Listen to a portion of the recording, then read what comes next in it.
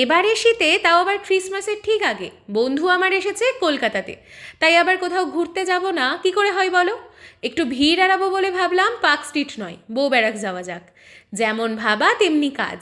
আমরা পৌঁছে গিয়েছিলাম বউ ব্যারাক্স। ভীষণ ভালো লাগে এই জায়গাটায় আসতে।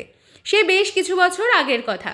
আমি বাড়ি থেকে বেরিয়েছিলাম বউ ব্যারাক্স যাবো বলে, কিন্তু পরে আর চিনতে পারিনি, তাই আর যাওয়া হয়ে ওঠেনি। আগের বছর প্রথম গেছিলাম। এটা আমার দ্বিতীয়বার বউ ব্যারাক্স যাওয়া।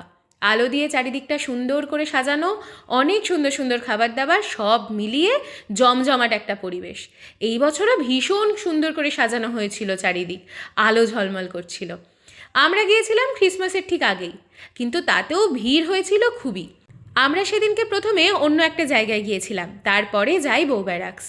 তাই আমাদের না সেদিনকে খাওয়া দাওয়ার দিকে তেমন একটা ঝোঁক ছিল না। তা বলে যে কিছুই খাবো না তা তো হবে না। এমন ঠান্ডাতে ধোয়া ওঠা মোমোর দিকে তো মনটা টানছিল বটেই, তবে আমরা সেদিনকে খেয়েছিলাম ফ্রাইড ওয়ান্টন। এছাড়াও আরও ঘুরে ফিরে ছানার কেক খাই, আর ডিনারের জন্য মোমো আর বাউ নিয়ে নিয়েছিলাম। এত সুন্দর জায়গাতে কত যে ফটো তুলি সেটা তো আর গুণে বলতেই পারবো না।